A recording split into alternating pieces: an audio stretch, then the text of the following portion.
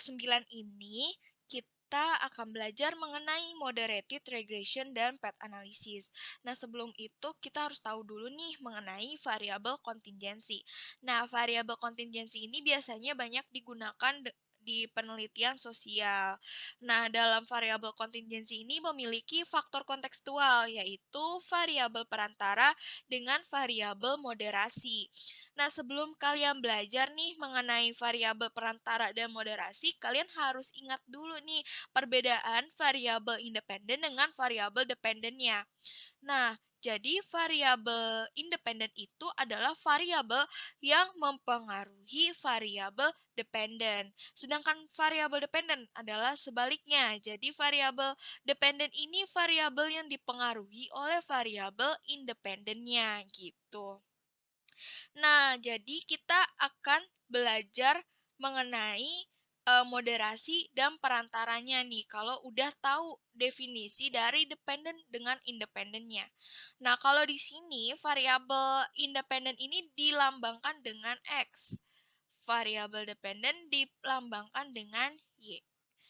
Oke, jadi di variabel moderasi ini gunanya untuk memperkuat atau memperlemah pengaruh variabel independen terhadap variabel dependennya. Jadi dia di sini tugasnya memperkuat atau memperlemah dari pengaruh variabel independen terhadap variabel dependennya.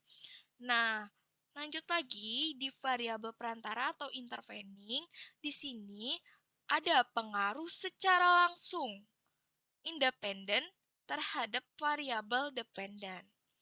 Nah, dengan menggunakan intervening, berarti pengaruhnya secara tidak langsung melalui intervening. Jadi, pengaruh variabel independen terhadap variabel dependennya melalui variabel interveningnya. Jadi, si intervening ini adalah sebuah perantara, variabel perantara. Seperti itu, teman-teman. Jadi, biasanya pada soal moderasi ini, itu soalnya itu keywordnya memperkuat atau memperlemah dari pengaruh variabel independen terhadap variabel dependennya. Sedangkan variabel perantara adalah pengaruh secara langsung variabel independen terhadap variabel dependennya dan pengaruh secara tidak langsung variabel independen dengan variabel dependennya melalui variabel perantaranya gitu. Jadi dia sebagai perantara. Kalau ini sebagai memperkuat atau memperlemah gitu. Kurang lebih seperti itu. Oke, jadi di sini ada contoh dari variabel moderasi. Nah, jadi di sini yang termasuk variabel independen adalah partisipasi anggaran. Nah, di sini yang menjadi variabel dependennya senjangan anggaran. Nah, budget empasis jadi apa? Jadi memperkuat variabel moderasi atau variabel yang memperkuat atau memperlemah hubungan dari partisipasi anggaran terhadap senjangan anggaran. Seperti itu. Oke, kalau gitu kita akan belajar nih mengenai latihan variabel moderasinya pada SPSS. Oke, kalian bisa buka SPSS-nya, lalu kita buka file, terus kita bisa open data. Nah, kalian buka data statistika yang sudah kalian download ya, teman-teman.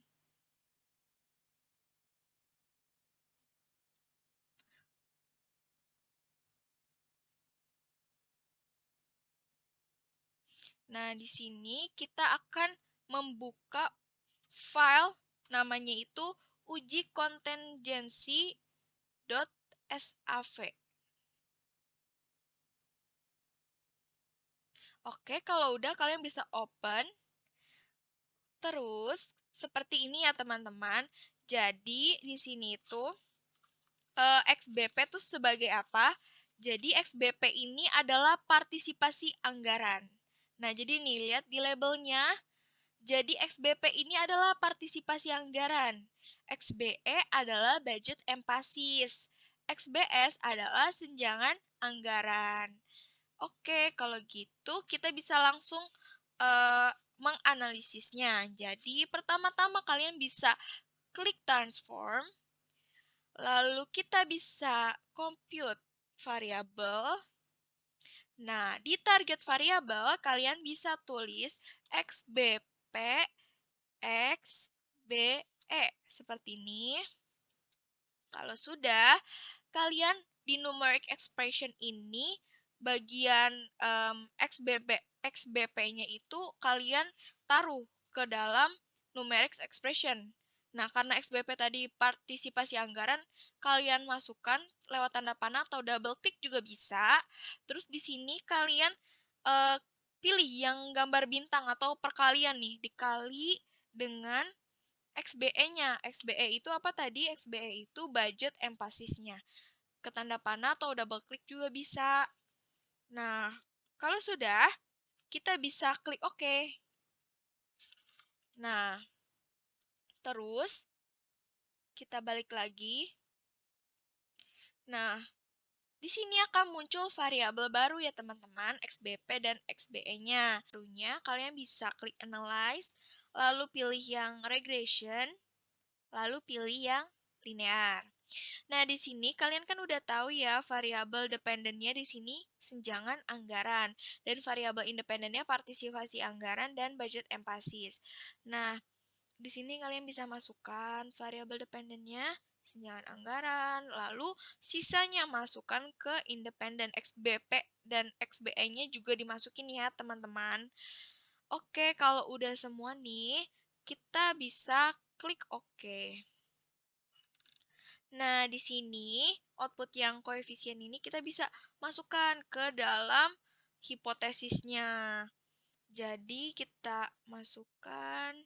Nah, di sini XBP dan XBE-nya ini kan kita dapat ya 0,220. Nah, kita masukkan ke SIG-nya 0,220.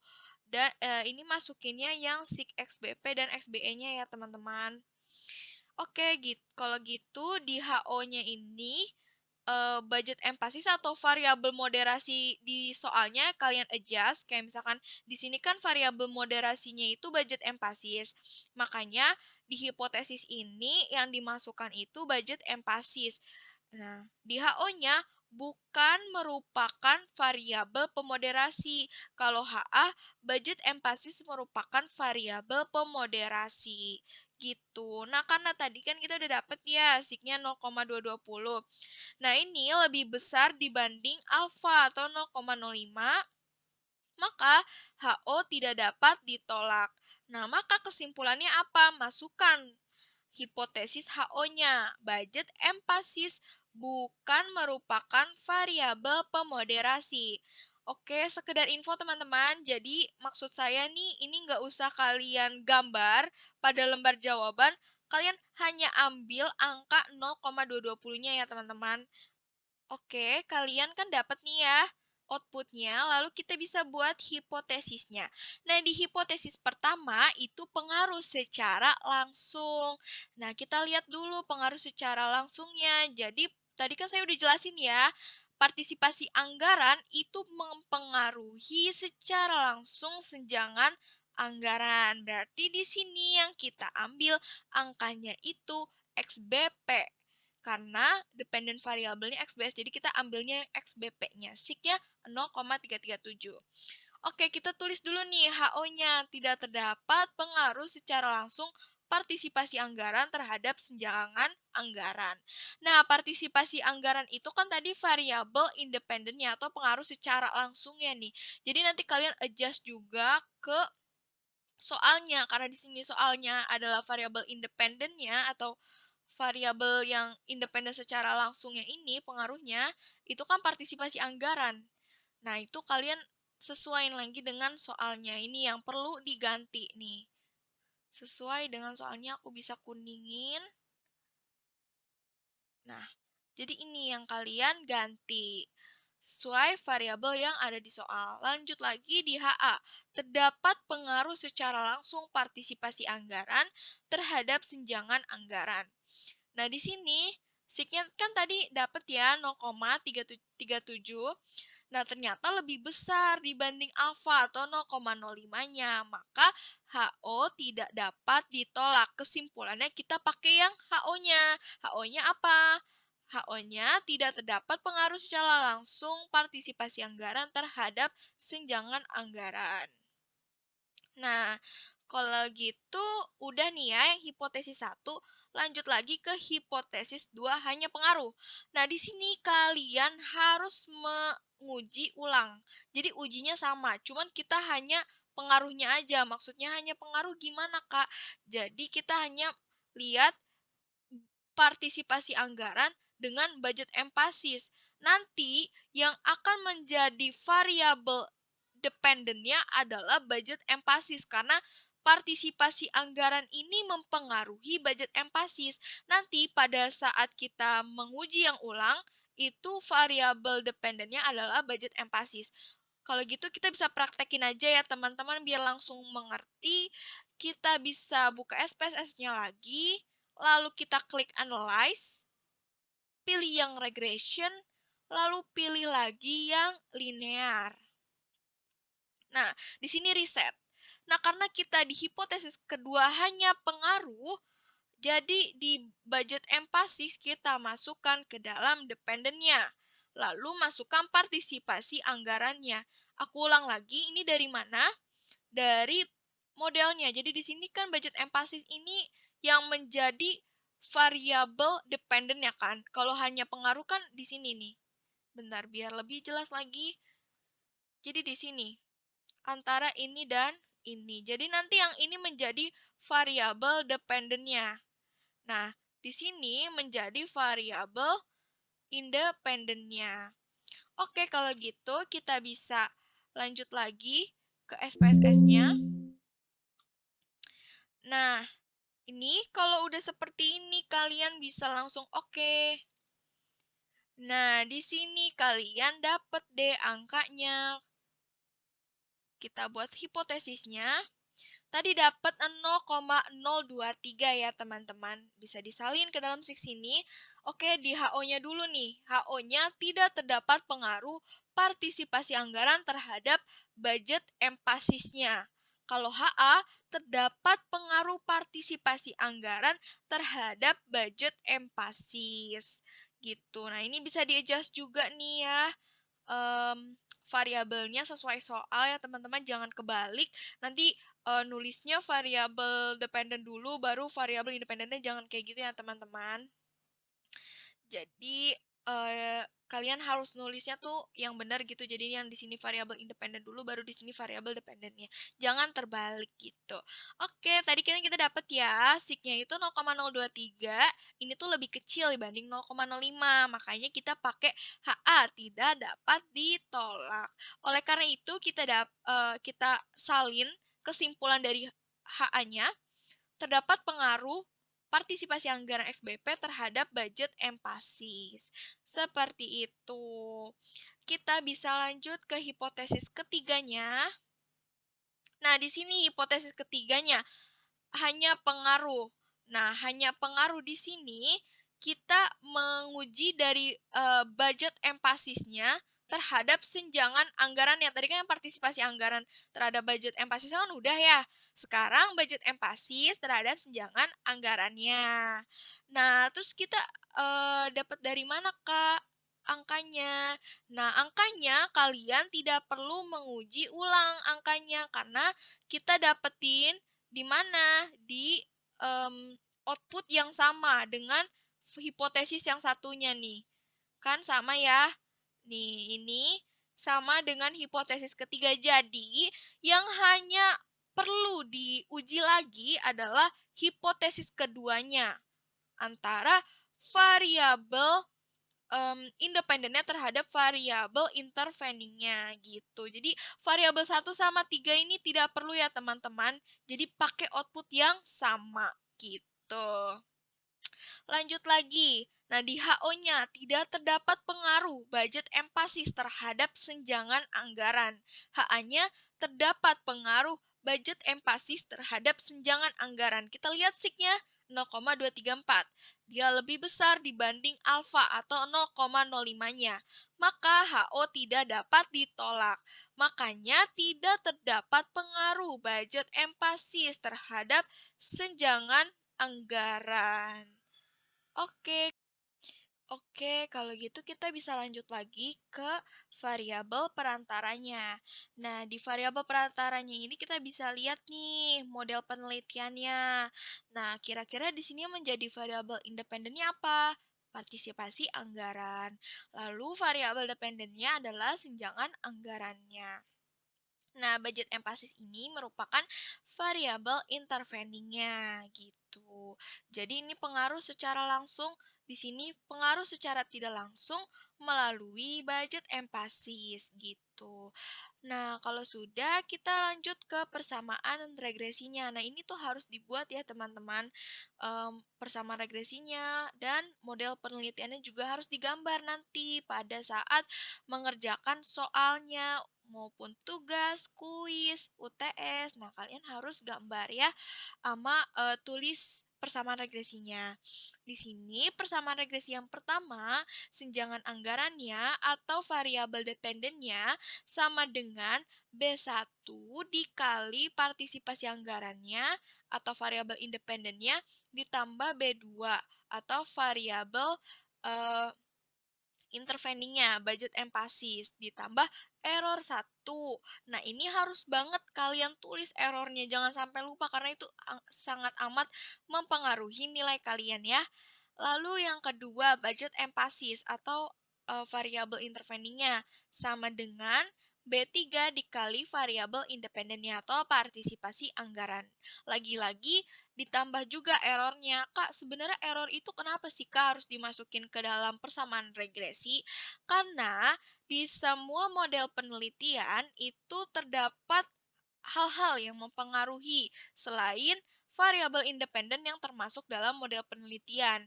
Kayak misalnya gini, di senjangan anggaran ini dipengaruhi oleh partisipasi anggaran dan juga budget empasis. Namun, pasti ada dong senjangan anggaran itu yang mempengaruhi selain partisipasi anggaran dan budget empasis. Oleh karena itu, kita harus menambahkan errornya gitu. Gitu sih teman-teman mengenai error. Oke, kalau udah kita bisa lanjut ke analisis path analysisnya. Path analysis itu artinya analisis variabel perantaranya gitu. Oke, kita bisa open data nih. Nah, kita bisa open data. Datanya itu uji kontingensi.saf. Nah, berarti ini kalian nggak usah dimasukin lagi. Jadi, pakai yang tadi inputnya. Lalu kalian bisa analyze. Terus bisa pilih regression. Lalu pilih yang linearnya. Nah, masukkan deh variabel independennya. Kita reset dulu ya. Kita reset, terus kita bisa masukkan variabel dependennya. Tadi variabel dependen apa? Senjangan anggaran. Lalu variabel independennya, kita bisa masukin yang partisipasi anggaran sama budget empasisnya aja. Nah, XBP dan XBE ini tidak perlu dimasukkan ya teman-teman. Oke, kalau udah semua kita bisa klik oke. Kita lanjut lagi ke hipotesis 4. Nah, sebelum ke hipotesis 4, kalian harus membuat model penelitiannya. Nah, misalnya gini. Bentar. Jadi di sini partisipasi anggaran terhadap senjangan anggaran berapa? Kita lihat di standardized coefficient-nya min 0,158. Nah, di sini kita bisa masukin min 0,158-nya. Lalu partisipasi anggaran terhadap budget empasis berapa? Kita lihat di XBP ke XBE-nya berapa? 0,343. Kita tulis di sini. Lalu budget empasis XBE ke XBS-nya berapa? Kita lihat Oh, 0,197. Nah, kalau misalnya angkanya udah semua, udah kalian masukin, kalian bisa membuat hipotesis yang keempat, pengaruh secara tidak langsung. Nah, lalu di HO-nya tidak terdapat pengaruh secara tidak langsung partisipasi anggaran terhadap senjangan anggaran melalui budget empasis. Nah, di sini kalian tulis variabel independennya partisipasi anggaran terhadap senjangan anggaran. Nah, ini variabel dependennya melalui budget empasis atau variabel interveningnya. Nah, ini kalian bisa sesuaiin ya dengan soal. Terus di HA terdapat pengaruh secara tidak langsung partisipasi anggaran terhadap senjangan anggaran melalui budget empasis. Nah, untuk mengetahui pengaruh langsungnya itu dari manakah angkanya? Dari 0,158 nih, pengaruh langsung ini ya teman-teman. Nah, lalu tapi walaupun minus, kita tetap masukinnya 0,158. Nah, lanjut lagi ke pengaruh tidak langsung. Nah, di sini XBP dengan XBE ini harus dikali, teman-teman. Nah, XBP-nya berapa? Coba kita lihat. Oh, XBP-nya itu 0,343. Nih, dari mana? Dari sini. Nih ya. Nih. Terus kita masukin 0,343-nya. Terus dikali dengan 0,197-nya. Terus kita masukin nih, dari mana angkanya? Dari sini. Ya. Terus udah deh kita kaliin, dapat berapa? Dapat 0,0675. Nah, pengaruh langsungnya ternyata lebih besar dibanding 0,0675. Jadi 0,158 ini lebih besar dibanding 0,075-nya. Makanya HO tidak dapat ditolak. Jadinya kita pakai hipotesis yang HO nih. Tidak terdapat pengaruh secara tidak langsung partisipasi anggaran XBP terhadap senjangan anggaran melalui budget empasis. Hal ini menunjukkan budget empasis bukan merupakan variabel perantara. Nah, ini juga kalian harus masukkan ke dalam hipotesisnya ya, teman-teman. Pokoknya semuanya HO, HA, kesimpulan, lalu hal ini menunjukkan budget empasis bukan merupakan variabel perantara juga ikut ditulis. Oke, untuk bab 9-nya sampai situ dulu.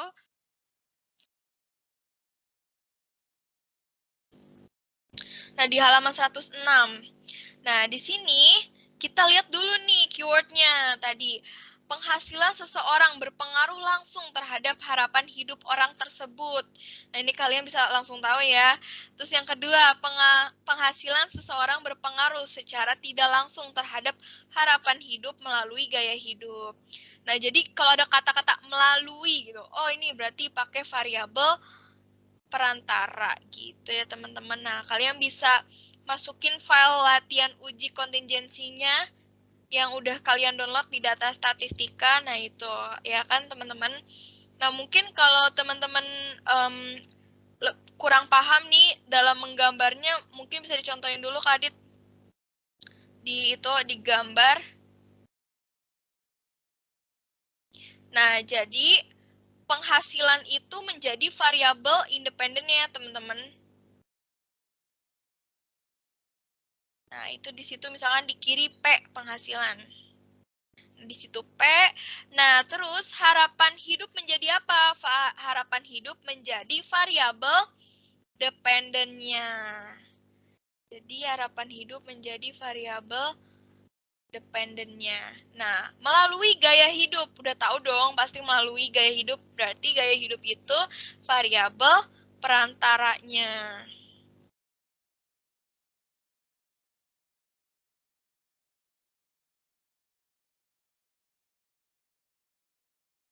Nah, ya kurang lebih kayak gitu ya teman-teman. gaya hidup. Oke, kalau gitu udah semua nih ya mengenai bab 9. Kita bisa lanjut nih, kita bahas kisi-kisi kuis dulu. Kisi-kisi kuis dan UTS.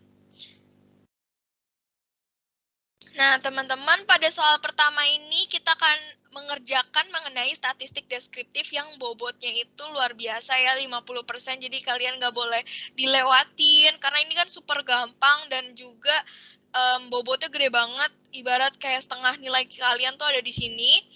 Nah, gitu ya teman-teman. Nah, jadi yang pertama itu kita harus cari jumlah kelasnya, interval kelasnya, batas kelas, tabel distribusi frekuensi, dan histogramnya.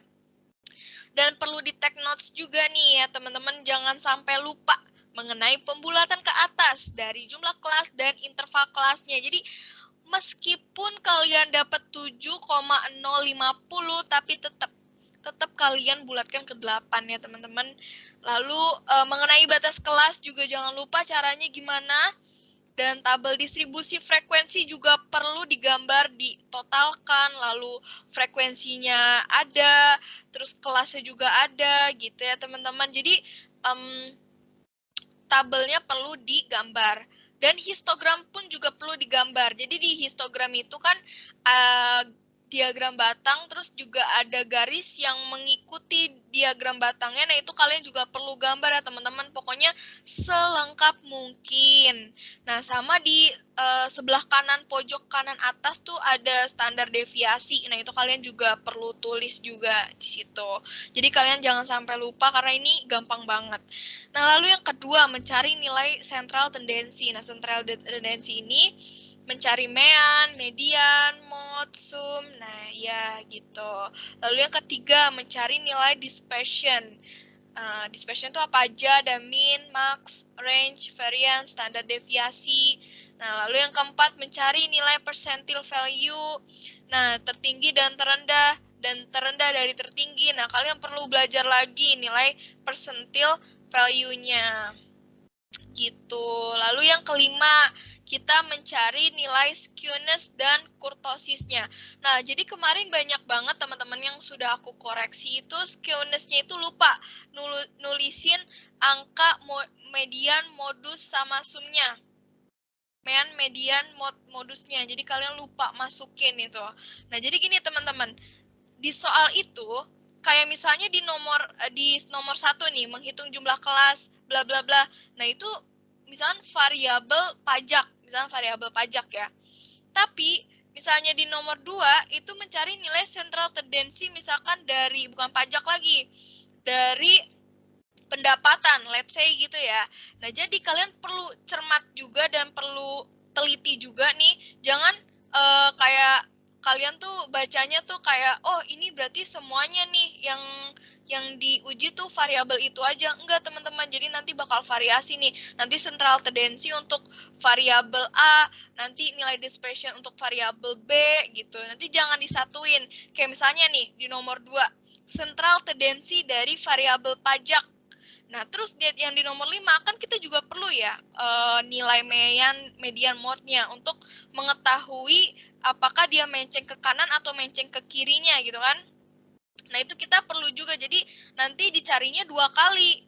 Yang pertama untuk nomor 2, yang kedua untuk nomor 5-nya gitu. Jadi kalian perlu dicari juga tuh untuk mencari skewness-nya, mean, median, modusnya.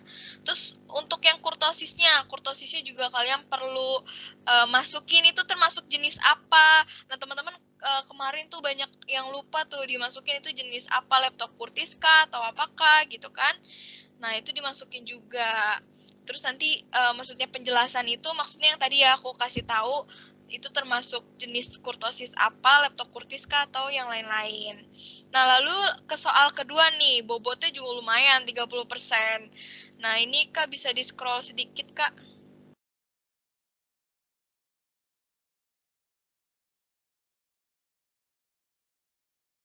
Nah, jadi di sini di soal kedua ada 2, ada binary logistik sama path analysis. Nah, jadi nanti kalian bukan dapat dua-duanya. Jadi kalian sesuai sama tipenya. Kadang-kadang kalian dapat apa nih, binary logistik apa path analysis.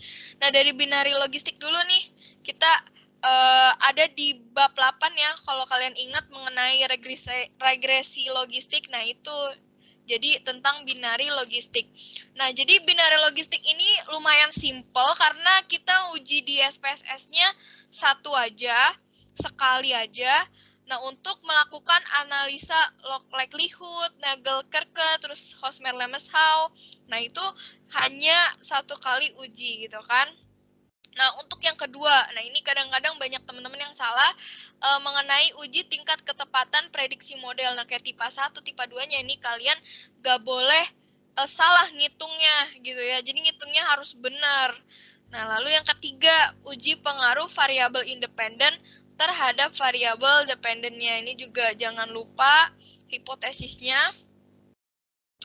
Dan lanjut lagi ke path analysis. Nah, path analysis ini barusan ya kita udah belajar ya mengenai diagram jalur. Diagram jalur tuh apa sih, Kak? Diagram jalur tuh tadi model penelitiannya. Jadi itu namanya diagram jalur atau bahasa Inggrisnya path analysis. Nah, dengan lengkap, nah ya coba Kak ditunjukin.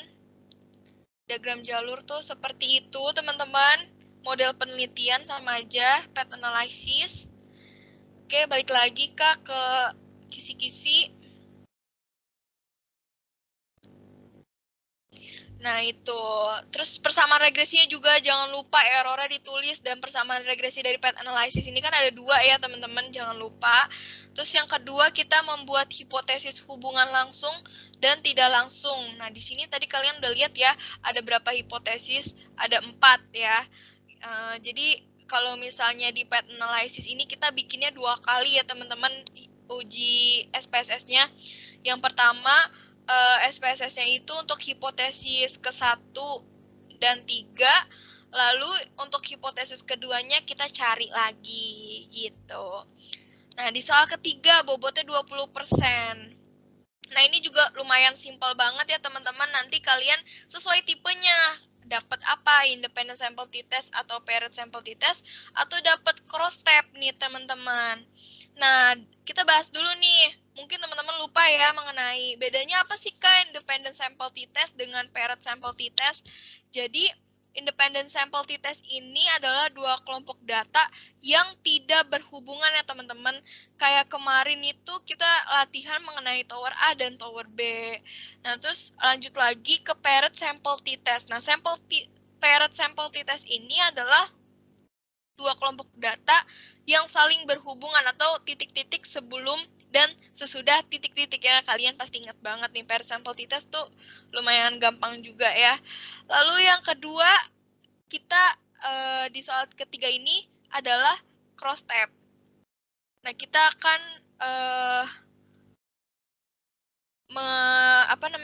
mengerjakan cross step-nya.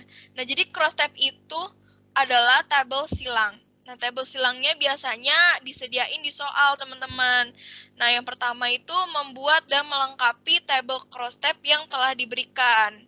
Nah, biasanya tuh kenapa kita disuruh lengkapin? Karena biasanya tuh ada angka yang bolong-bolong, teman-teman. Nanti kalian bisa dikompletin. Nah, itu gampang banget caranya, kayak teka-teki aja. Jadi nanti dari total kalian bisa dikurang-kurangin. Pokoknya gampang banget ini untuk melengkapi angka-angka di table cross step. Lalu yang kedua, kita melakukan pengujian hubungan row dan kolom. Nah, ini kalian jangan lupa mana yang dimasukin baris, mana yang dimasukin ke kolom.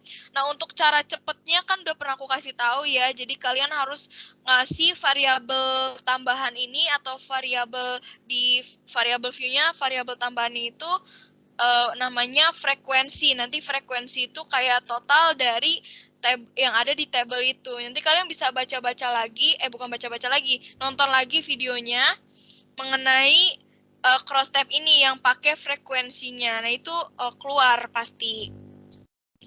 Terus, oh iya, tadi yang di independent sample t-test aku lupa ngejelasin. Nah, itu kalian juga harus nentuin nih nama pengujiannya ya, teman-teman. Jadi, walaupun kalian udah tahu nih ini termasuk independent apa paired sample t-test, tetapi kalian tetap harus masukin karena itu ada nilainya ya. Terus yang kedua, membuat hipotesis perbedaan varians dan perbedaan rata-rata. Nah, ini kan sudah dijelaskan ya waktu kemarin. Jadi di independent sample t-test ini yang muncul hipotesisnya ada 2, varian sama rata-rata. Nah, kalau ketiga, kalau misalnya kalian dapat yang paired sample t-test, berarti hipotesisnya mengenai perbedaan sebelum dan sesudah. Gitu sih teman-teman overall. Jadi kalau misalnya kalian ada pertanyaan nih mengenai bab 9 ini atau mengenai kisi-kisi kuis dan UTS-nya, kalian bisa banget join ke Teams-nya gitu sih. Nah, aku mau Oke. nambahin sebentar.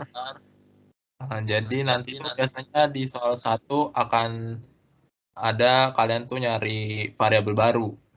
Seperti yang sudah dijelasin di pertemuan kedua, kalian tuh akan disuruh kayak mencari atau menghitung gitu. Nah, itu kalian harus ingat juga ya dengan menu yang kalkulator yang waktu itu sudah Compute aku variable. ya di compute variable yang di SPSS itu yang sudah aku jelasin sama Kak Nabila. Nah, jadi supaya menghemat waktu, kalian langsung masukin aja tuh variabel yang dibutuhkannya tuh seperti apa nanti pas kuis. Jangan hitung satu-satu. Makanya kalian harus ingat tentang compute variable itu, menu compute variable yang ada di SPSS. Iya, betul banget. Gitu sih teman-teman.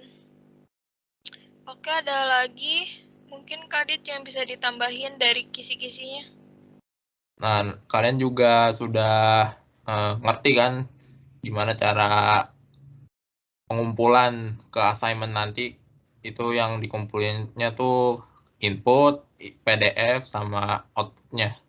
Nah, nanti itu kalian satuin ke dalam folder, lalu kalian ekstrak. Bisa jadi RAR atau zip pas dikumpulin. Betul banget. Oke, mungkin segitu dulu ya dari kita ya Kak Adit mengenai pertemuan kali ini. Jadi kita tutup pertemuan kali ini. Terima kasih teman-teman yang sudah nonton. Semoga sukses terus untuk kuis dan UTS-nya. Semoga mendapatkan hasil yang sempurna. Amin. Oke, terima kasih teman-teman.